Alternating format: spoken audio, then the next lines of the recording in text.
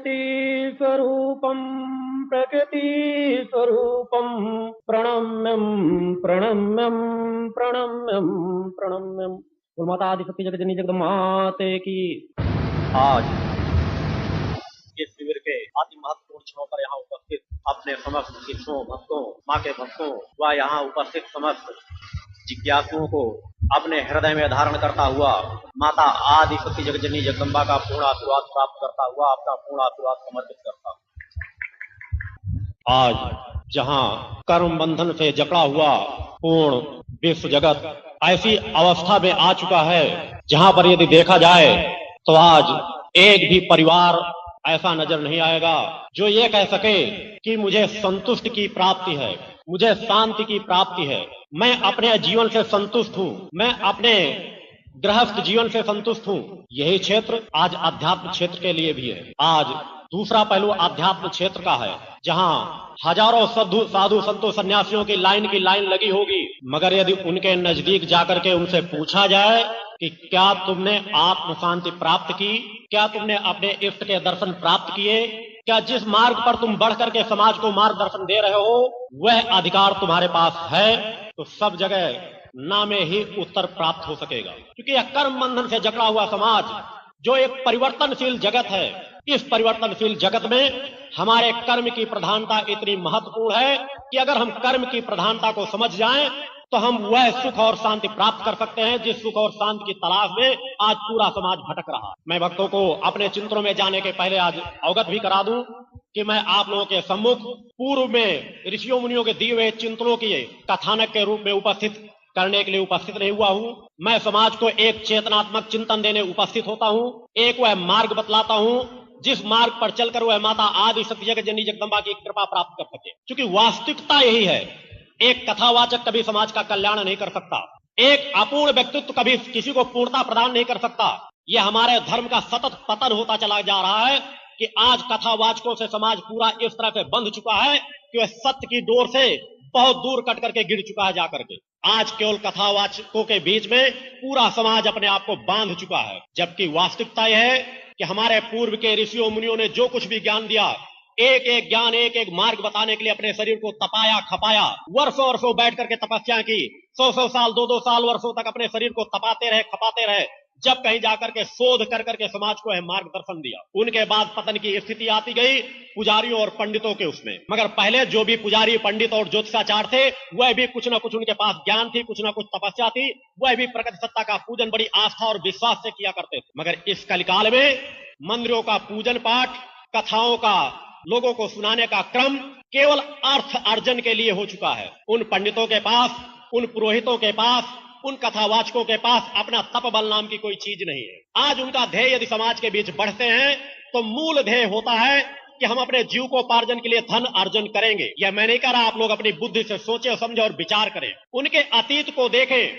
आप पाएंगे जब भी वो समाज के बीच बढ़े होंगे अपने गुरुओं से कुछ कथाएं सीख ली, प्रवचन करने का थोड़ा सा ज्ञान प्राप्त कर लिया और समाज के बीच पहुंच गए और समाज को कथाएं सुना सुना करके उनके मनों के अनुसार उनके मनोरंजन की बातें सुना सुना करके और बस कहते गए कि धन चढ़ा दो हमारे चरणों में, हमें इतनी भेंट दे दो। यही हाल गुरु दीक्षा की तरफ है। चूंकि आज मैं जिस मार्ग की तरफ चिंतन देने जा रहा हूँ उसके बारे में, ये सभी पहलुओं के बारे में चिंतन देना नितांत आवश्यक है। आज गुरु दीक्षाएं भी बिकती हैं, अनेकों जगहों पर देख लें। अगर कोई गुरु शिष्य को दीक्षा दे रहा होगा तो कहेगा नाना प्रकार के भेंट ला करके आप हमारे चरणों में समर्पित करो, ये लगेंगे, कपड़े लगेंगे, वस्त्र लगेंगे, दक्षिणा लगेगी। ज्ञान अगर इस तरह से आध्यात्मिक ज्ञान अगर बेचा जाने लगा, मैं भौतिक जगत की ज्ञान की बात नहीं कर रहा हूँ। विद्यालय में शिक्षा देने वाला एक शिक्षक वेतन प्राप्त करता है तो चूंकि वह भौतिक जगत से जुड़ा हुआ है। मगर जब हम आध्यात्म की बात करते हैं, प्रकृति सत्ता की बात करते हैं, आत्म कल्याण की बात करते हैं, तो आत्म कल्याण में हमारा मार्गदर्शक किस प्रकार का होना चाहिए, हमारा गुरु किस प्रकार का होना चाहिए, इस पर विचार करने की नितांत आवश्यकता है। क्योंकि भौतिक जगत में तो हम भौतिक सामर्थ्य को आंकलन कर सकते हैं, मगर यदि हम आध्यात्म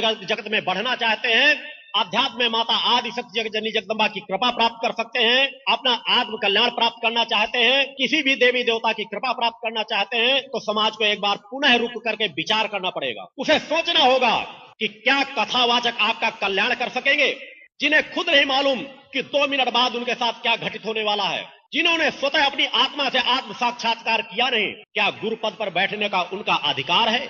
एक शंकराचार्य ने 32 वर्ष की अवस्थाओं में 4 मठों की स्थापना की और हमारे देश में आज 4 शंकराचार्य हैं। देश फिर भी पतन की ओर जा रहा है। अनेकों शंकराचार्य, बीच में तो मुझे जब मैंने अपनी सूचनाएं कुछ उन तक पहुंचाई थी तो पता चला कि 65 और शंकराचार्य हैं जिन्हें उन्होंने नियुक्त किया या और लोगों ने नियुक्त किया है। आज इतने शंकराचार्य साधु संतों जो कुकुर मुत्ते की तरह हर जगह उपज रहे हैं, समाज के पतन को रोक नहीं पा रहे। उसके पीछे मूल कारण है कि उनके पास अपना आत्म कल्याण करने का न खुद ज्ञान है, न आत्मा की चैतन्यता है, न उन्होंने उस इष्ट को देखा है जिस इष्ट को दिखाने के लिए समाज को खींच रहे हैं। कहते हैं आओ हम भगवान की ओर आपको बढ़ाएंगे, मगर भक्तों स्वतः सोचो, जिन्होंने खुद भगवान के दर्शन नहीं किए, जिन्होंने खुद अपने इष्ट के दर्शन नहीं किए, वे तुम्हें इष्ट के दर्शन क्या कराएंगे? जो स्वतः सुबह से शाम तक सोचते हैं कि समाज के बीच जाकर के हम किस प्रकार का धन अर्जन कर लें जिससे हमारी यह कार्य की पूर्ति हो जाए, जिसकी निगाह रहती अगर मेरे 365 शिष्य हो जाएंगे तो मेरे 365 दिन कट जाएंगे, वे समाज का कल्याण नहीं कर सकते। समाज को एक बार सोचने समझने की आवश्यकता है। मैं किसी धर्म जाति संप्रदाय की बुराई नहीं कर रहा, साधु संतों की बुराई नहीं कर रहा, क्योंकि उसी मार्ग पर मैं स्वतः बैठा हूं। मगर मैंने कहा है मेरे विचार माता आदि शक्ति जगजननी जगदम्बा से प्रेरित होते हैं। यहाँ कोई चोर चोर मौसेरे भाई की कहावत लागू नहीं होती। मेरे द्वारा आज तक इसीलिए अनेकों संस्थाओं द्वारा इनवाइट किए जाने पर, आमंत्रण देने पर भी जाकर के मैंने किसी साधु संत सन्यासी के बीच अपने आसन को ग्रहण नहीं किया। भक्तों के द्वारा अगर एक छोटा सा भी आसन मुझे दे दिया जाता है उसे मैं सप्रेम उसे स्वीकार कर लेता हूं, क्योंकि मुझे इस चीज का ज्ञान है कि आज उन साधु संतों की लाम में अगर देखा जाए तो शायद लाखों में एक आध ऐसा साधक निकलेगा जिसके पास अपना आत्मज्ञान हो, जिसने इष्ट से साक्षात्कार किया हो। इस शरीर पे गर्व और घमंड की बात नहीं भक्तों, मैंने बार बार कहा मेरा रोम रोम माँ का ऋणी है। मेरे अंदर की रोम रोम में जो समाहित चेतना वह माँ की ऋणी है। एक पल अगर मैं बोलता हूं, अगर एक पल मैं चलता हूं, अगर मेरे द्वारा कोई भी कार्य किया जाता है तो ऐसा माता आदि शक्ति जगजननी जगदम्बा की कृपा से किया जाता है। गर्व और घमंड से मैं समाज को चिंतन नहीं देता, मगर इस समाज की जो भयावहता को देखता हूं, समाज के पतन की स्थिति को देखता हूं, तो अपने कर्तव्य का ज्ञान करते हुए इसी वजह से पूर्व में मेरे द्वारा पूरे अध्यात्म जगत को चैलेंज दिया गया था। वह किसी गर्व और घमंड के वजह से नहीं दिया गया था। मेरे द्वारा अध्यात्म जगत को चैलेंज दिया गया था कि अगर कोई भी साधक मेरा साधनात्मक सबल से सामना कर देगा तो मैं सर काट के उसके चरणों में चढ़ा दूंगा। ये किसी चमत्कार के वशीभूत होकर के नहीं, इसलिए नहीं कि समाज मुझे माने, क्योंकि मेरे जीवन की यात्रा उस पहलू पर भी आपको अवगत करा दूं। मेरा जीवन अधिक से अधिक साधनात्मक तपस्याओं से जुड़ा हुआ है। मैं चाहूंगा तो समाज के बीच अधिक समय नहीं दे सकूंगा, क्योंकि मैं इस तथ्य से अवगत हूं कि अगर मुझे समाज का कल्याण भी करना है तो अधिक से अधिक मुझे माता आदि शक्ति जगजननी जगदम्बा के चरणों पर बैठना ही होगा। मुझे वह कर्म करना ही होगा जिस तप बल के माध्यम से मैं समाज का कल्याण कर सकूं। इसीलिए मेरे द्वारा वर्ष में केवल 1 या 2 शिविरों के बारे में अनुमति दी जाती है, अन्यथा मैं अपने एक स्थान पर खुद मां के चरणों में साधना रत रहता हूं। और मुझे 100 वह महत्वपूर्ण यज्ञ करने हैं जिस एक यज्ञ में 11 दिन लगते हैं। मैं चिंतन पूर्व में इसलिए दे रहा हूं कि आप वास्तविकता से अवगत हो सके कि एक यज्ञ में 11 दिन लगते हैं, और जैसी अग्नि में एक आसन लगाकर मेरे द्वारा बैठा जाता है, उस यज्ञ के लिए मैंने समाज को चैलेंज दे रखा था कि अगर विश्व का कोई भी साधक मात्र 2 घंटे मेरे बगल में आसन लगाकर बैठ जाएगा तो वही शर्त रखी थी कि मैंने सर काट के चरणों में चढ़ा सकता हूं, उसका आजीवन गुलाम बन करके रहूंगा और मेरे पास जो कुछ भी है भौतिक संपदा वह सब कुछ उसके नाम कर दूंगा, केवल यह मां की शक्ति का एहसास कराने के लिए कि समाज देखे समझे। अगर वह कुछ समझ सके, अगर उन कुछ तथ्यों को जांच सके, परख सके, अगर कुछ सत्यता नजर आए तो वह माता आदि शक्ति जगजननी जगदम्बा की आराधना करे, जिनकी आराधना मैं स्वतः करता हूं। अध्यात्म में धर्म में चमत्कार वर्जित होते हैं, मगर आपत्ति काल में सब कुछ संभव है। आपत्ति काल में तो कहा गया कि अगर जीवन नष्ट होने की स्थिति में हो, यह वेदों पुराणों में वर्णित है कि आपका शरीर अगर लगे कि अगर हमें कुछ भोजन नहीं प्राप्त होगा तो हमारा जीवन नष्ट हो जाएगा, तो समय कहा गया कि अगर मांस भी मिल रहा हो तो उसका भी भक्षण कर लेना चाहिए। तो आज के कलिकाल में यह आपत्ति काल का समय है कि समाज को यदि सत्य का एहसास नहीं होगा तो समाज बढ़ेगा किधर, उन्हीं कुचक्रों में उलझा रह जाएगा। इसीलिए मैंने समाज के बीच 8 महाशक्ति यज्ञ संपन्न किए थे, और पहले यज्ञ में मैंने कह रखा था कि अगर मेरे किसी भी यज्ञ में बरसात न हो तो मान लेना मेरे पास माता आदि शक्ति जगजननी जगदम्बा की कृपा नहीं, क्योंकि मैं स्वतः चाहता था कि समाज देखे और मैं स्वतः तो देखूं कि अगर मैं समाज की तरफ बढ़ रहा हूं समाज कल्याण के लिए तो हर पल मां मेरे साथ चल रही है या नहीं चल रही। पूर्व के समय पर अनेकों लोग जानना चाहते हैं, अनेकों भक्त यहाँ उपस्थित है, आए हुए दूर दूर के प्रांतों से। आप लोग उनसे चाहेंगे तो इस काल के माध्यम से मिल भी सकते हैं कि किसी भी क्षेत्र का ऐसा कोई कार्य नहीं जो 2 या 3 कार्य मैंने समाज के बीच न किए हो। चाहे किसी को जीवन दान देने की बात रही हो, चाहे किसी को पूर्व में बता देने की आपकी 6 महीने बाद आपकी मौत हो जाएगी और उसी समय पर उसकी मौत हुई है। एक दिन 1 घंटे का भी अंतर नहीं पड़ा। यह किस बल पर हुआ है? जादूगर को तो केवल जादूगरी दिखा सकता है, मगर ऐसी घटनाएं कभी नहीं बता सकता। मैं इसलिए कह रहा हूं कि अनेकों लोग ये कहने लगते हैं कि इस तरह की स्थिति है तो जादूगर भी दिखा सकते हैं, मगर जादूगर कभी भी विश्व का ऐसा कोई जादूगर नहीं है जो यह बता सके किस व्यक्ति की मृत्यु किस समय पर होना। असाध्य से असाध्य रोगों को जिन्हें डॉक्टरों ने कह दिया कि अब हर हालत में मृत्यु को प्राप्त हो जाए, इन्हें आप अपने घर ले जाएं, और वह मां की कृपा से सामने उपस्थित हुए और उन्हें जीवन दान दिया गया और आज भी जीवित है। यह चिंतन मैं इसलिए दे रहा हूं कि अगर कोई भी साधक चैतन्य है तो वह मां की कृपा किसी को दिला सकता है, मगर उसका जीवन इन केवल चमत्कारों से जुड़ा हुआ नहीं है। इसीलिए मैंने अपने आप को बहुत कुछ सीमित स्थितियों पर बांध रखा है। मैं समाज को चमत्कारों की ओर नहीं बढ़ा रहा, समाज को वह ज्ञान देता हूं कि जिस ज्ञान को पाकर के अपने घरों में स्वतः पूजा अर्चन वह रास्ता अपनाएं जिससे उनके आत्मा का कल्याण हो, जिससे उन्हें खुद भी ज्ञान प्राप्त हो सके। आज समाज के अनेकों ऐसे परिवार हैं, न मालूम कितने समय से परंपरा चली आ रही ऋषियों मुनियों साधु संत सन्यासियों की, दक्षिणा देते देते समाज कंगाल होने की अवस्था में आ गया, मगर अनेकों परिवार हैं जिन्हें एक मंत्र का ज्ञान नहीं है। मां की हमें किस तरह से पूजा करना चाहिए इसका ज्ञान नहीं है। उसके पीछे कमी है उन अज्ञानी गुरुओं की। यह प्रथम सीढ़ी है। अगर हम आत्म कल्याण करना चाहते हैं तो समाज को सर्वप्रथम तलाशना होगा जो चैतन्य हो, जिन्हें सदु गुरु की संज्ञा दी जा सके। यह भारत भूमि तपस्थली है, तपोभूमि है। ऋषियों साधु संत और तपस्वियों से भूमि खाली नहीं है। एक नहीं अनेकों तपस्वी समाज के बीच हैं, मगर समाज को आवश्यकता है उन तपस्वियों को तलाशने की, उनको परखने की। और सच्चा गुरु वही हो सकता है जो भक्त ज्ञान और वैराग्य से परिपूर्ण हो। जो भक्ति ज्ञान और वैराग्य से परिपूर्ण होगा उसी गुरु को तीर्थ की संज्ञा दी गई है, त्रिवेणी की संज्ञा दी गई है। और ऐसे ही गुरु का एक पल का सत्संग हमारी बड़ी से बड़ी विषम परिस्थितियों को भी बड़े आसानी से दूर कर सकता है। सत्संग में कोई जरूरी नहीं कि बहुत बड़ी बड़ी कथाएं चल रही हो। सत्य का संग शब्द क्यों रखा गया सत्संग में, और कुछ नहीं जोड़ा गया। सत्संग का तात्पर्य है सत्य का केवल संग कर लेना, उसके नजदीक आ जाना, उसकी ऊर्जा के बीच अपने आप को उपस्थित कर देना। और एक चैतन्य साधक के अगर नेत्रों के समक्ष भी अगर कोई आ गया है, अगर साधक कुछ भी उससे वार्तालाप नहीं कर रहा, तो भी अनेकों प्रकार का लाभ उसको देकर के वह साधक जाता है। और जिस गुरु में भक्ति नहीं है, जो गुरु अपने इष्ट के प्रति भक्ति नहीं रखता, भक्त से परिपूर्ण नहीं है, और जो इष्ट अपने उस भक्त को अगर भक्त नहीं मानती तो वह हर पक्ष से अपूर्ण ही रहेगा। जो अपने इष्ट के ज्ञान से अपूर्ण है वह समाज को ज्ञान दे नहीं सकता। और जिसके अंदर इष्ट के बदले सब कुछ त्यागने का वैराग्य नहीं है, वो कभी भी इष्ट के दर्शन प्राप्त नहीं कर सकता। अतः समाज को चाहिए कि जो भक्त ज्ञान और वैराग्य से परिपूर्ण हो, जिनकी पूर्ण कुंडली चेतना जागृत हो, जो चैतन्य गुरु हो, जो तपस्वी गुरु हो, गुरु शिष्यों को चाहिए, भक्तों को चाहिए कि उनकी शरण में जाएं, उससे उनका आत्म कल्याण होगा। और इष्ट के रूप में माता आदि शक्ति जगत जननी जगदम्बा भक्ति से बढ़ करके और किसी को स्वीकार करना अपने आप को भटकाओं में डालने के बराबर होगा। क्योंकि भक्तों स्वतः सोचो और विचार करो, जब भी विषम से विषम परिस्थिति आती है तो सब जगह वर्णित है कि ब्रह्मा विष्णु महेश भी, देवादिदेव भी उस प्रगति सत्ता को पुकारते हैं। एक केवल इस परिवर्तनशील जगत में सब जगह वर्णित है कि आप तप दान यज्ञ करके इंद्र का इंद्रासन तो प्राप्त कर सकते हैं, मगर एक निर्धारित समय पर उसका भोग प्राप्त करने के बाद आपको पुनः पतन की स्थिति प्राप्त होती है। अगर एक कोई अविनाशी सत्ता है तो वह माता आदि शक्ति जगत जननी जगदम्बा है। बाकी सब कुछ परिवर्तनशील है, जो आज है वह कल नहीं रहेगा। एक पल के लिए भी कोई चीज स्थिर नहीं है। अगर स्थिर है तो वह प्रकृति सत्ता। अतः भक्तों को चाहिए कि उस प्रकृति सत्ता की ओर बढ़ें, 2 कदम उस ओर अपने पगों को डालें।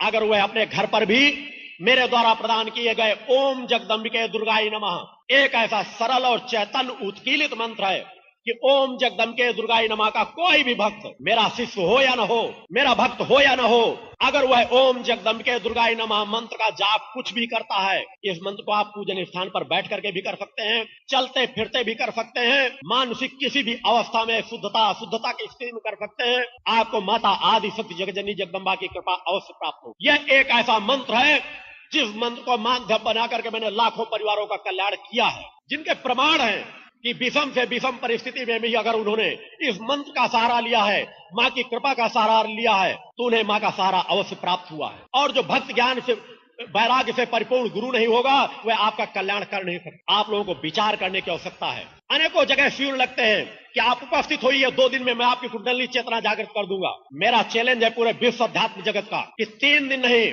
अगर वह 3 वर्षों में भी अगर वर्तमान समाज की जो संरचना है मानव की, अगर 3 वर्षों में भी अगर कोई किसी की कुंडली चेतना पूर्ण जागृत कर देगा, तो मैं स्वतः नहीं कह रहा हूं, आप भक्तों के समक्ष इस स्थान पर वचन दे करके जाता हूं कि आजीवन उसकी गुलामी करूंगा।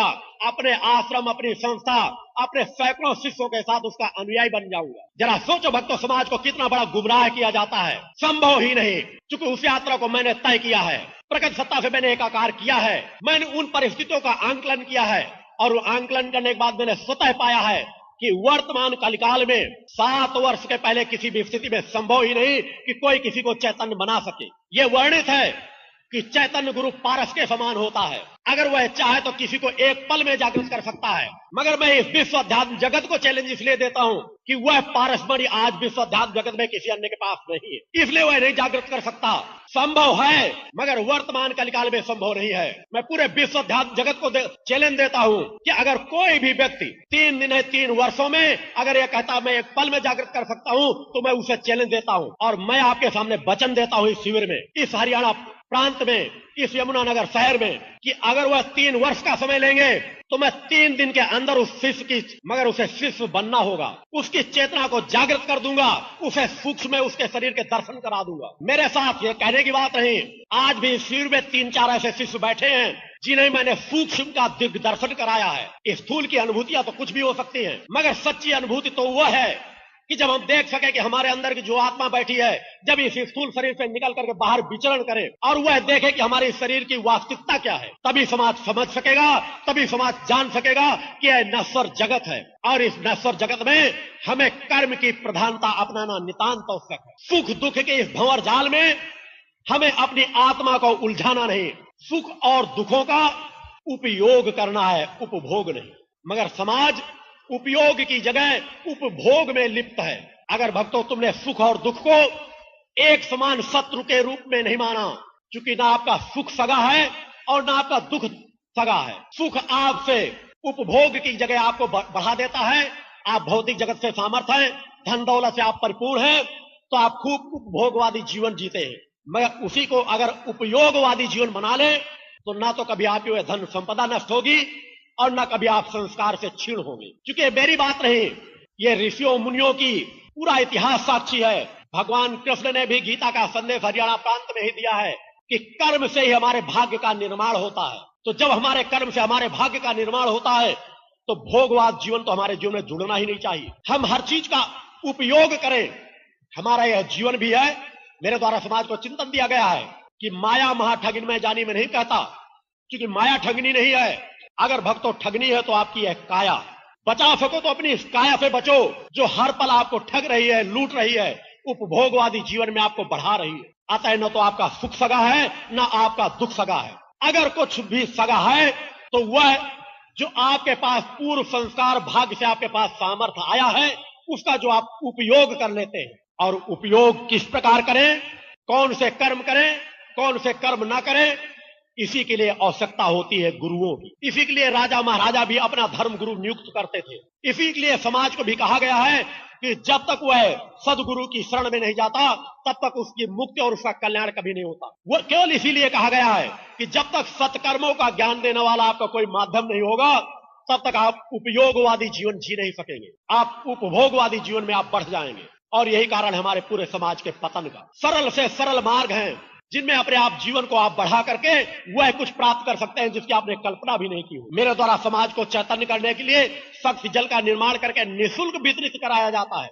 अगर मैं चाहता तो उन एक एक शीशी की कीमत अगर 1000-1000 लाख रुपए भी रख देता तो समाज लेने के लिए लाइन लगी रहती। एक वह शक्ति जल जिसके लिए न मालूम कितने प्रयोग मुझे संपन्न करने पड़ते हैं और नित्य मेरी साधना बराबर उस शक्ति जल से जुड़ी रहती है। और एक ऐसी अप्रज्वलित अग्नि के समक्ष उस शक्ति जल को तैयार किया जाता है जिस अग्नि के लिए ही मैंने समाज को चैलेंज दे रखा था कि जिस अग्नि के समक्ष मैं अपने वो वक्षस्थल को खोल करके बैठता हूं, अगर कोई भी विश्व का साधक 2 घंटे बैठ जाएगा तो मैं सर्वस्व उसके चरणों में न्यौछावर कर दूंगा। उसी शक्ति जल को मैं समाज को निःशुल्क वितरित कराता हूं कि समाज उस शक्ति जल का पान करके अपनी विषम से विषम परिस्थितियों में मुक्ति प्राप्त कर सके, अपनी नाना प्रकार की बीमारियों से मुक्ति प्राप्त कर सके। वही दवाइयां बीमारियों की जो उनको फलीभूत नहीं होती, अगर वह नित्य शक्ति जल का पान करते हैं तो वही दवाइयां उनको लाभ देने लगेंगी। दुर्घटना में कोई कराह रहा हो व्यक्ति, बेहोश हो गया हो व्यक्ति, आप लोग आजमा करके देखें। मात्र मां का चिंतन लेकर के 2 बूंद शक्ति जल उसके मुख में डाल देंगे, एक बेहोश व्यक्ति चैतन्य होकर के बैठ जाएगा। वही शक्ति जल मेरे द्वारा समाज को निःशुल्क बांटा जाता है। मैं अपनी साधनाओं को बेचता नहीं, मैं अपने ज्ञान को बेचता नहीं, मगर भक्तों से भावनाओं का आकांक्षी हूं। अगर भक्तों तुमने सचेत नहीं हुए, अगर इस समाज को तुम लोगों ने सचेत नहीं किया, तो आध्यात्म क्षेत्र के भगवेधारी आपको कंगाल बना करके खुद लखपति, करोड़पति, अरबपति का सुख उपभोग करेंगे। लुटेरों का पूरा समाज कहा गया है कि जब तक सत्कर्मों का ज्ञान देने वाला आपका कोई माध्यम नहीं होगा, तब तक आप उपयोगवादी जीवन जी नहीं सकते। आप उपभोगवादी जीवन में आप बढ़ जाएं, और यही कारण हमारे पूरे समाज के पतन है। सबसे सरल मार्ग है जिनमें अपने आप को आप रखा करके वह कुछ प्राप्त कर सकते हैं। मेरे द्वारा समाज को चैतन्य करने के लिए शक्ति जल का निर्माण करके निःशुल्क वितरित कर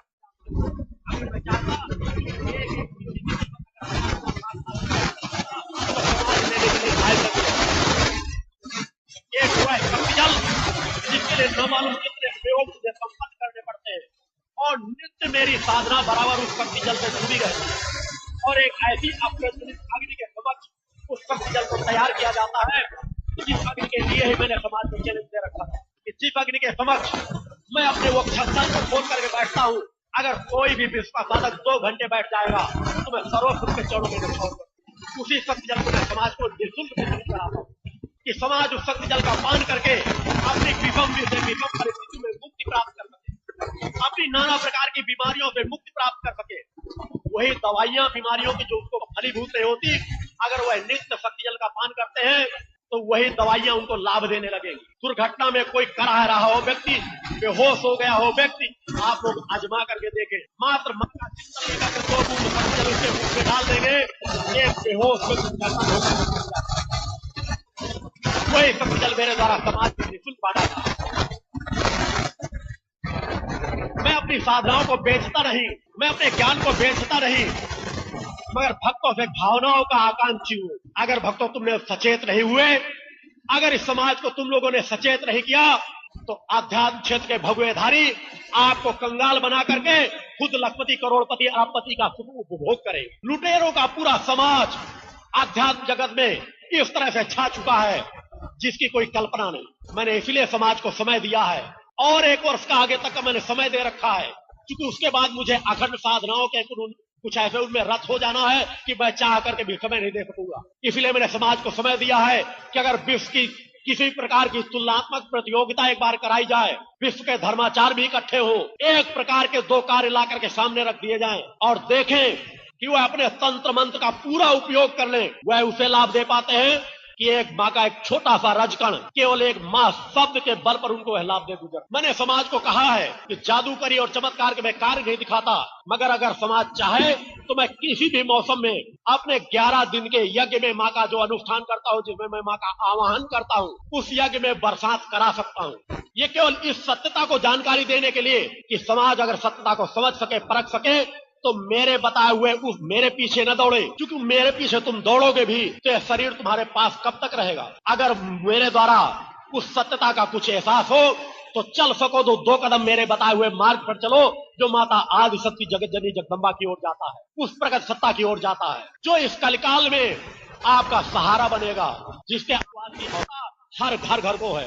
अन्यथा वर्तमान में जो ग्रह योगों का प्रभाव है, समाज में मानसिक असंतुलन इस कदर बढ़ेगा कि मानसिक असंतुलन में पागलपन के शिकार हर मोहल्ले, हर घर में लोग नजर आएंगे। आत्महत्याएं कई गुना ज्यादा बढ़ेंगी। यह वर्तमान परिस्थितियों का आंकलन है।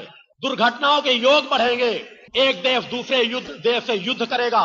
तत्काल तो विश्व युद्ध की ऐसी कोई संभावना नहीं है। अनेकों भक्तों ने मुझसे जानना चाहा है, मगर एक लंबा युद्ध पूरे समाज को झेलना पड़ेगा, जो कई वर्षों तक कभी छोटे रूप में और कभी भीषण और भयंकर रूप में होगा। मानसिक असंतुलन सबसे ज्यादा प्रभाव अगर समाज में पड़ेगा तो मानसिक असंतुलन का पड़ेगा। और भक्तों, अगर आप माँ का सहारा लेना चाहते हो तो मैं उसकी कोई कीमत नहीं लेता। माँ का शक्ति जल मैंने इसीलिए तैयार किया है कि आप लोग अपने घरों में रखें और नित्य जल में एक गिलास जल में एक बूंद डाल लें और उसका नित्य पान करके अपने घर के बच्चों को, अपने परिवार को भी उसका पान कराएं और देखें कि आपको आत्म शांति की प्राप्ति होगी। ओम जगदम्बिके दुर्गाय नमः मंत्र का जाप करें, जिस मंत्र से आपको विशेष अनुभूतियां प्राप्त होंगी, सत्य का एहसास होगा। आप 6 महीने भी उस अनुष्ठान को अपना करके देखें, नित्य कुछ क्रमों को अपना करके देखें, शक्ति जल का उपयोग करें, ओम जगदम्बिके दुर्गाय नमः मंत्र का जाप करें। और यदि और कोई विषम परिस्थिति आपके सम्मुख आ जाती है तो मेरे द्वारा समाज को बताया गया है कि आपको कोई किसी के पास जाकर के दक्षिणा देकर के अनुष्ठान संपन्न कराने की जरूरत नहीं। अपने घर में केवल माँ की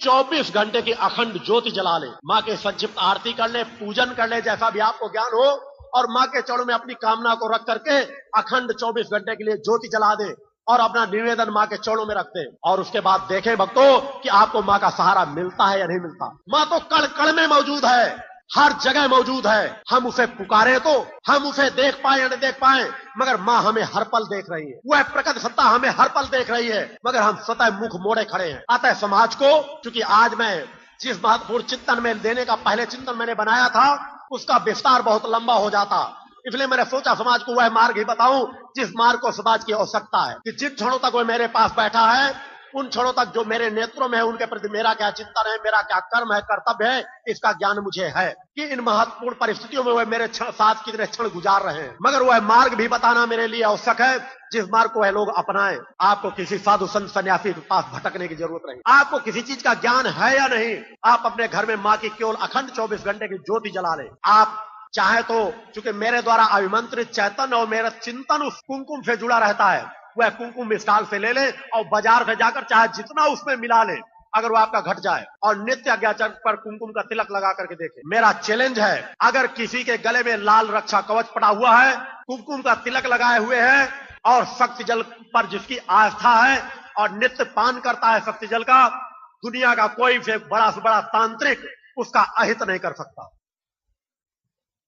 ये बात केवल उन्हीं की बात रही। मैं दूसरे क्षेत्र पर भी कहता हूं, जो घर सबसे ज्यादा प्रभावित हो, जहां लोग कहते हो वहां प्रेत योनियों का वास रहता है, या कोई ऐसा संस्थान हो जो कहता हो कोई संसार में जाकर एक रात्रि सो नहीं सकता, मैं कह रहा हूं मेरे द्वारा अभिमंत्रित वह रक्षा कवच गले में पड़ा हो, कुमकुम का तिलक लगा हुआ हो और 24 घंटे भी पहले अगर किसी ने शक्ति जल का एक बूंद पान किया है तो रात भर संसार में घूमता रहे, टहलता रहे, उसे किसी प्रेतात्मा का प्रभाव नहीं लगेगा। यह मात्र इसलिए दे रहा हूं क्योंकि अगर मैं उसकी कीमत शक्ति जल की रखता तो शायद इतना न बताता, क्योंकि तब आप सोचते हैं कि अपनी सामग्री बेचने का प्रचार कर रहे हैं, मगर समाज को लाभ देना मैं चाहता हूं। आपके घरों में आपके बच्चों को नजर लग जाए, अचानक कोई ऐसी बीमारी हो जाए जिसमें कोई दवा लाभ न कर रही हो, अचानक आपको उलझन हो जाए, अचानक कोई घर में आपके बेहोश होकर के गिर जाए, केवल माँ के नाम की 2 अगरबत्ती घर में लगा दीजिए और वह शक्ति जल 2 बूंद उसको पिला दीजिए। आप देखें उसको तत्काल लाभ मिलेगा। बहुत ज्यादा घातक और विषम परिस्थिति है तो 10-10 मिनट में, आधे घंटे में 2-3 बार शक्ति जल पिला दीजिए। आपको ऐसी स्थिति प्राप्त होगी जो आपका डॉक्टर 1000-2000 आपसे फीस और दवाओं का पैसा लेकर भी नहीं दे सकेगा। इन परिस्थितियों से लाभ लेने वाले साधक भक्त यहाँ उपस्थित हैं। क्योंकि मैं समाज के बीच जाता हूँ तो वह मार्ग का चिंतन और चेतना देने के लिए, जिससे समाज का कल्याण होना है। अन्यथा कथाओं के लिए अगर मैं अपने शिष्यों को बैठा दूं तो वही कथाएं बहुत कुछ कहते रहेंगे। आपका गुरु इस आसन पर अगर आता है, बैठता है, तो हर पल चाहता है कि जो भी शिष्य मेरे नेत्रों के समक्ष बैठे हैं उन पर मैं अपने नेत्रों की ऊर्जा से वह कुछ बराबर प्रदान करता रहूं जो उन्हें वर्षों किसी साधु संतों की लंगोटी धोकर के भी प्राप्त नहीं हुआ। मेरे शिष्य जो मेरे बहुत नजदीक रहते हैं उनसे आप पूछें कि मैं स्वतः भी उनसे कोई ऐसी सेवाएं नहीं लेता। चरण दबाना मुझे पसंद नहीं। कोई तकलीफ हो अलग बात है, उपभोग का जीवन मैं स्वतः जीता नहीं जितना नितांत आवश्यक है। क्योंकि अगर मैं आपके पास आज भी यही विडंबना है जो तुलसीदास जी ने सब कुछ लिख रखा है कि कलिकाल में सत्य जगह जगह नकारा जाएगा, ठुकराया जाएगा, मजाक का पात्र बनाया जाएगा और जो असत्य होगा वह पूजा जाएगा, सिंहासन पर बैठेगा, लोगों की भीड़ उसके पीछे चलेगी। उसका नजारा यहाँ आप देख सकते हैं कि जो सत्य देने समाज के बीच आया है, जो अपने आप को लुटाने आया है, अपने आप को न्यौछावर करने आया है, जो एक संकल्प लेकर के आता है कि मैं जितने क्षण वहां पर गुजारूंगा उतने क्षण अपने द्वारा जो मैं एकांत पर तपस्या करता हूं, साधना करता हूं, समाज को लुटा करके जाऊंगा। मगर ये समाज की विडंबना है कि उस समाज में भाव पक्ष कहीं नजर नहीं आता, भावना कहीं नजर नहीं आती।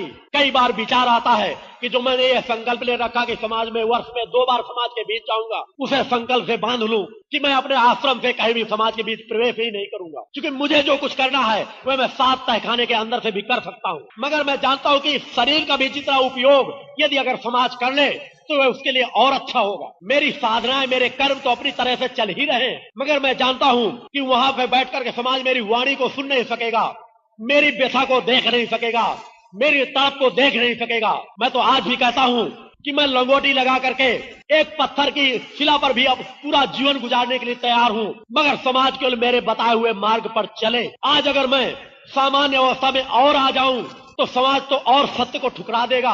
मुझे अपने ही शब्दों में सत्य बार बार संबोधित करना पड़ता है। यह मैं अपने आप की बड़ाई करने के लिए नहीं कह रहा, क्योंकि अगर मैं कुछ भी अपने बारे में कहूंगा तो बिना मैं शब्द के संबोधन से कुछ कह नहीं सकता। भगवान कृष्ण ने भी मैं शब्द में ही संबोधन करके सब कुछ कहा है। जितने ऋषि मुनि, राम कृष्ण परमहंस, जो कुछ भी जितने भी लोग हुए हैं, सभी लोगों ने मैं का उपयोग किया, केवल मैं ही नहीं कर रहा, क्योंकि मेरा मैं इस स्थूल शरीर से जुड़ा हुआ नहीं है, इस भौतिक जगत से जुड़ा हुआ नहीं है। मैं जब अपने मैं को बोलता हूं तो अपने सूक्ष्म के बल पर, अपनी आत्मा के बल पर, माता आदि शक्ति जगत जननी जगदम्बा के बल पर और माँ की कृपा के बल पर बोलता हूं, जो सत्य का बल है। और यह सत्य का बल मैं कहीं जादूगरी, चमत्कार या आडंबरों को बढ़ाने के लिए कभी नहीं देता। मैंने बार बार कहा है कि मेरी इस आध्यात्मिक यात्रा में अगर 5 साल का बच्चा भी बता देगा गुरुजी आप इस यात्रा से समाज को इससे अहित हो रहा है, तो मैं उसे भी नमन भाव से उसकी बताई हुई बात को स्वीकार कर लूंगा। मेरे अंदर कोई गर्व और घमंड नहीं। मैं भक्तों आपके पास कोई बड़ी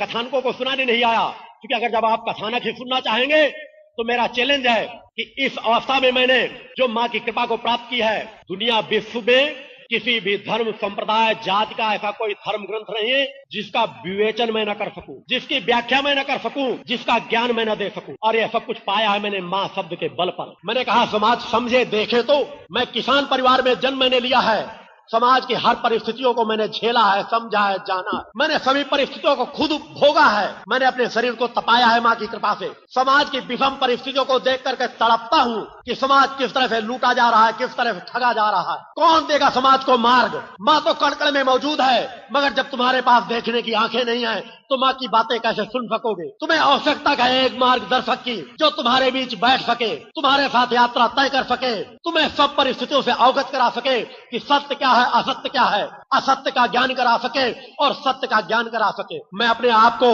बहुत बड़ा साधु सन्यासी नहीं मानता, मैं तो माँ का एक रजकण हूँ। मैं ऋषियों की एक परंपरा की एक कड़ी हूँ। समाज को सत्य का एहसास कराना ही मेरा एक कर्म है, क्योंकि मैंने माँ के चरण में संकल्प लिया है कि उन 100 से जो मेरे 100 महाशक्ति यज्ञ बचे हैं, उनके माध्यम से समाज में माँ मैं वातावरण डालूंगा, एक समाज में परिवर्तन डालूंगा। तुम्हें सचेत होने की जरूरत है। आज जगह जगह जो डेरे लगे हुए हैं, कोई चौकी लगाता है, वह सब आडंबर है।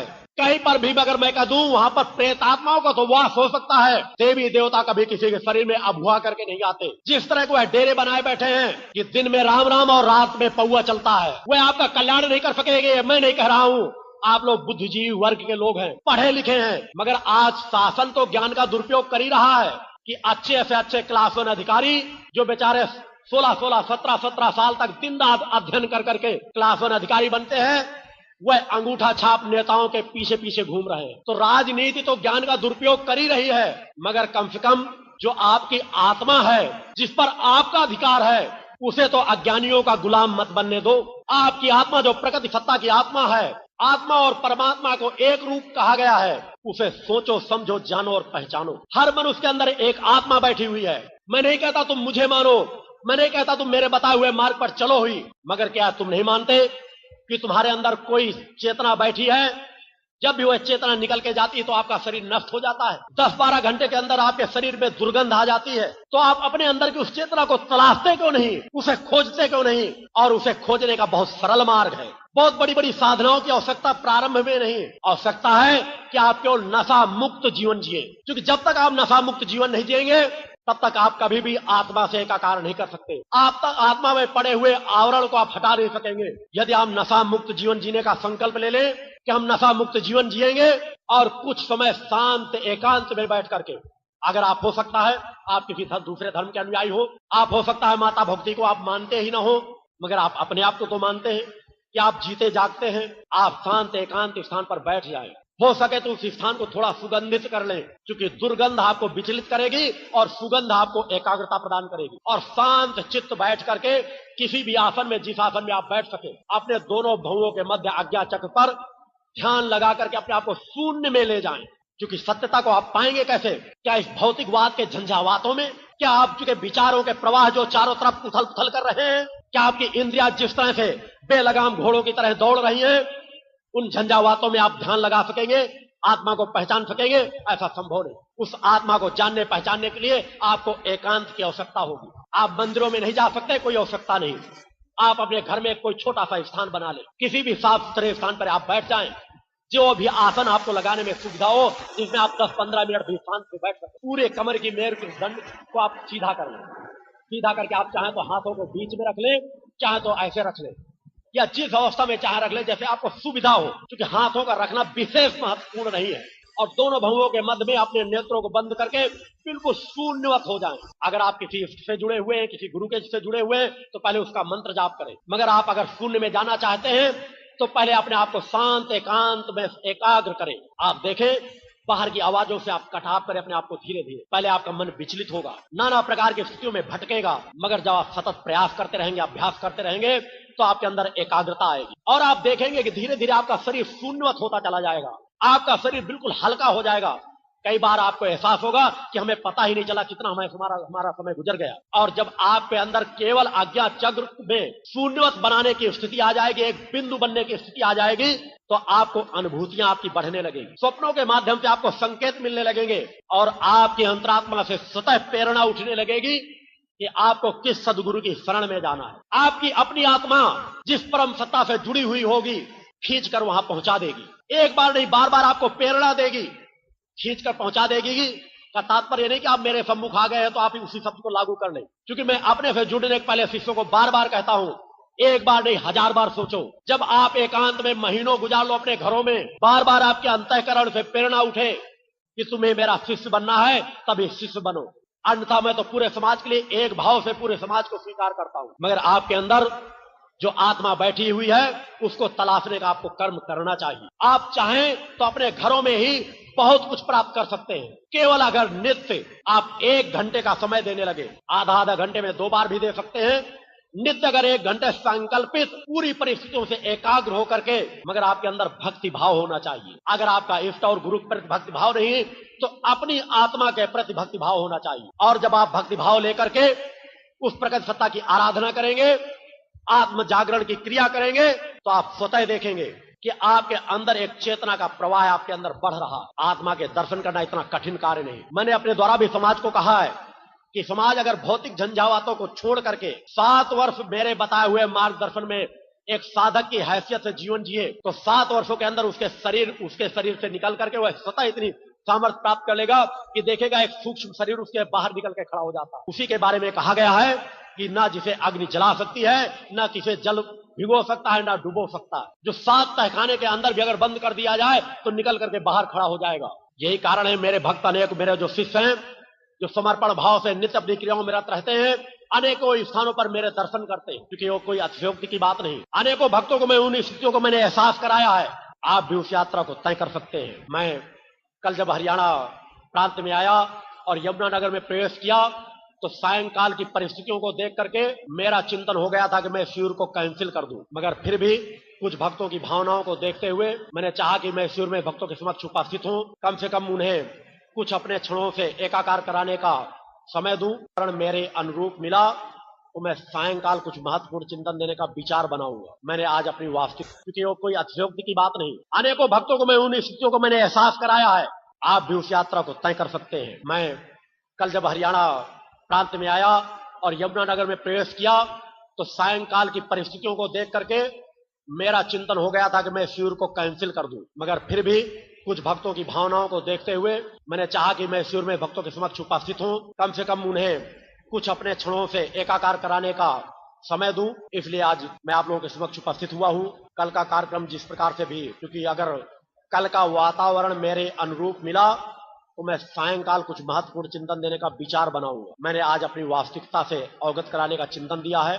आपका गुरु किस तरह से भक्त ज्ञान और वैराग्य से परिपूर्ण होना चाहिए, किस तरह आपको शक्ति जल से लाभ लेना है, किस तरह से अगर आप रक्षा को अच्छे चाहें तो जहां आप दूसरे क्षेत्र में लाखों करोड़ों खर्च कर देते हैं, वह आप केवल रक्षा कवच मात्र से लाभ ले सकते हैं। दुनिया में जितने आडंबर फैले हुए हैं उनसे थोड़ा सचेत करने का मैंने चिंतन दिया। जगह जगह जो चौकियां लगती हैं, क्योंकि इस बात का प्रवाह है हरियाणा में ज्यादा है, अब हुआने लगते हैं कि हमें देवी और देवता आ गए। मैं चैलेंज करता हूं कि उनके ऊपर भूत प्रेतों की सवारियां तो आ सकती है, मगर कभी देवी देवता की सवारियां नहीं आती। जगह जगह जो डेरे जमाए बैठे हुए हैं वह आपको खुद केवल लूट रहे हैं। अगर हो सके, अगर माँ के इस रजकण की थोड़ी सी व्यथा अपनी अंतरात्मा में अगर आज रात को आप महसूस कर सके, अगर आपको लगे कि वास्तविक रूप में मैं आपके बीच अगर आया हूं तो आपको कुछ प्रदान करने आया हूं, आपसे कुछ लेने नहीं आया हूं, तो आप कल मेरे द्वारा बताए हुए जो आज मैंने मार्ग बताया है उस मार्ग को अपनाकर, चूंकि मैं नित्य प्रति माँ के चिंतन जिस गति से मुझे जिस ओर बढ़ा रहे हैं, मैं बहुत कुछ समाज से अपने आप को काटता जा रहा हूं। समाज से काटने का तात्पर्य भौतिकवाद के समाज से। जितना मैं एकांत होता जा रहा हूं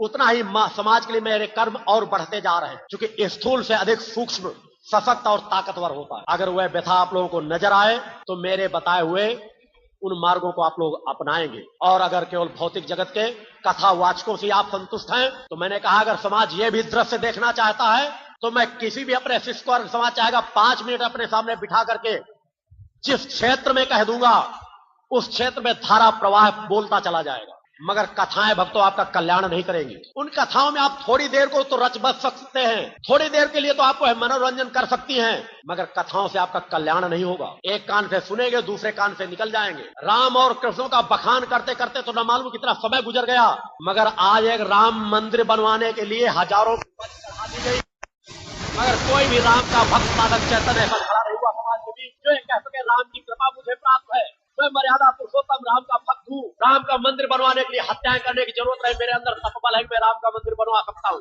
जरा सोचो समझो विचार करो।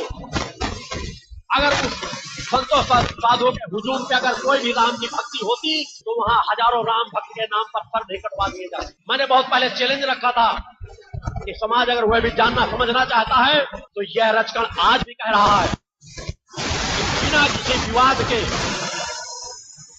अगर समाज किसी क्षेत्र में देखना चाहता है मां की कृपा को, मेरी अपनी कृपा नहीं, मेरी अपनी सामर्थ्य नहीं, तो मैं वह राम मंदिर बिना विवाद के मात्र 1 वर्ष में उसका हल निकाल करके निर्माण कार्य की ओर गति करता। वैसे कार्य क्षेत्र मेरे कर्म क्षेत्र में जुड़ा हुआ नहीं, तो मेरा जीवन मां के चरणों में कुछ साधनाओं में रत रहने का, एक ऐसे अद्वितीय स्थल का निर्माण करने का है जो सतत साधनाओं में वहां स्थान चैतन्य, जिस स्थान से मैं आया हुआ हूँ वहां पर माँ का दुर्गा चालीसा अखंड पिछले 2.5 वर्षों से प्रारंभ करा रखा गया, जो अखंड अनंत काल तक चलता रहेगा। इसी तरह के अनेकों अनुष्ठान जहाँ पर प्रारंभ हो, एक ऐसा धरती पर आश्रम बन सके जो पर्यटक स्थल न हो, साधना स्थली हो। अतः मेरा कर्म बहुत कुछ क्षेत्रों से जुड़ा हुआ, मगर मैं समाज की व्यथा को, जो लोग कहते हैं बिना चमत्कार देखे हमको कुछ एहसास होगा ही नहीं, जब तक हम कुछ अनुभूतियां प्राप्त करेंगे नहीं तब तक हमें कुछ प्राप्त होगा ही नहीं। अतः पूरी भक्तों से ये कह रहा हूं, मेरे साथ आज भी कम से कम यहाँ आए हुए हैं, उन्होंने मेरे विराट स्वरूप के दर्शन किए, जिनके सामने मैंने विषम परिस्थितियों को मैंने ठीक किया है। अजमेर भी यही आप लोगों के बीच बैठा हुआ होगा, आया हुआ है, उसके भाई की 6 महीने पहले मैंने मृत्यु की तारीख बताई थी, आपके हरियाणा का। अभी आप कहते हैं जब हम देखेंगे समझेंगे तब जानेंगे। 2 लोगों के बारे में मैंने 2 घटनाएं बताई थी। इंद्रपाल आहूजा जिसने मेरे चरणों का पूजन किया, उसके लड़के की मृत्यु की तारीख मैंने बताई थी, और उस अजमेर के भाई की मृत्यु की तारीख मैंने बताई थी। और मैंने कहा था कि अगर मेरे बताए हुए दिन पर इनकी मृत्यु निश्चित है, मगर अगर तुम चाहो तो माँ की कृपा से मैं मृत्यु को टाल सकता हूँ। मगर अगर दोनों की मृत्यु टल जाती तो समाज ये कहता कि करवाने के लिए ऐसा कह दिया होगा, मगर माँ की बहुत बड़ी अनुकंपा हर मेरे साथ है।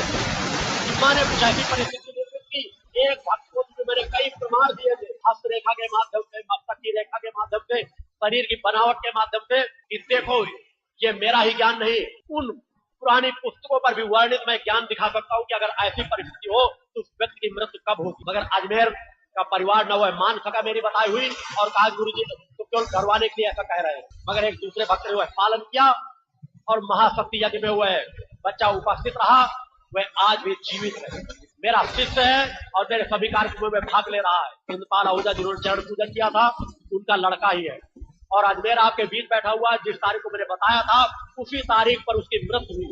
ये हरियाणा की ही घटना है, कहीं बाहर की नहीं। एक प्रकार की दो लोग घटनाएं जिनका आप आंकलन कर सकते हैं। और फिर भी कह रहा हूं, अगर कल तक आप ये बात झूठी साबित करा दें उनसे मिल करके दोनों से, और ऐसी घटना नहीं घटित हुई, तो कल मैं पुनः अपने बीच किसी न किसी व्यक्ति के बारे में ऐसी जानकारी देकर जाऊंगा जिसका आंकलन आप लोग कर लें। मगर यदि उसे आप गलत बता दें तब, क्योंकि बार बार एक ही बात का चमत्कार करना मेरा कर्म है। मगर मैं चाहता हूं आप सत्य को देखो, समझो, जानो और पहचानो, और 2 कदम उस यात्रा में तय कर सको, चल सको, जिससे आपका कल्याण होना है। आपका कल्याण कोई दूसरा आकर के नहीं कर जाएगा। अगर आपको कल्याण करना है तो अपनी बुद्धि का कुछ उपयोग करना होगा और सोचना होगा, समझना होगा, कुछ बुद्धि का उपयोग करके एकांत में कुछ क्षण बैठना होगा। छोटे छोटे जो है घेरे डाले बैठे हैं, जो चौकियां लगाते हैं, सीधे आप यदि दक्षिणा न दे तो भूखों मर जाएं, क्या वह आपका कल्याण करेंगे? अगर लगे कि कल्याण नहीं कर सकते तो अपने आप को उनसे अलग करो। इस तरह के लोग आपके घरों में ऐसी सबूत भेज देंगे, ऐसी सामग्री भेज देंगे कि कभी पत्नी में लड़ा देंगे, कभी बाप बेटे में लड़ा देंगे, और आपका पूरा घर अशांत हो जाएगा। अशांत से अगर बचना है तो केवल माँ की शरण में आ जाओ। अपने घर में केवल माँ की ज्योति जलाने का ज्ञान प्राप्त कर लो, वह सब कुछ प्राप्त हो जाएगा जो डेरे वाले नहीं दे पाएंगे, जो चौकी लगाने वाले नहीं दे पाएंगे। क्योंकि मुझे उन क्षेत्रों का ज्ञान है, मैं जहाँ समाज का ज्ञान रखता हूँ, जहाँ धर्म का भी मुझे ज्ञान है कि किस तरह से बड़े बड़े जादूगरी की स्थितियां दिखा करके किस तरह के आडंबर रचे जाते हैं।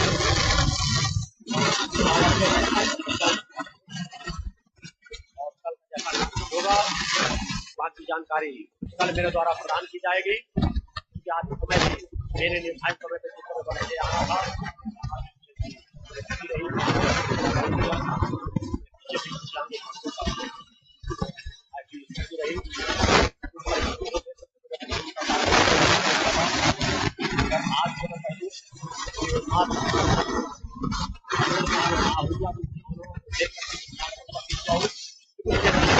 बार बार कहा है कि समाज क्या चाहता है। अगर मेरी बताए हुए मार्ग पर चल जाए तो पूरे समाज को मैं रोटी, कपड़ा और मकान उपलब्ध करा सकता हूँ। इसीलिए मेरे कहा गया कि मेरे आश्रम में जो माँ का भंडारा चल रहा है, समाज देख ले कि 1 रुपए का सहयोग करे या न करे, मगर कभी भी माँ का वह अखंड भंडारा कम नहीं करे। इनके भी प्रमाण मैंने दिया है।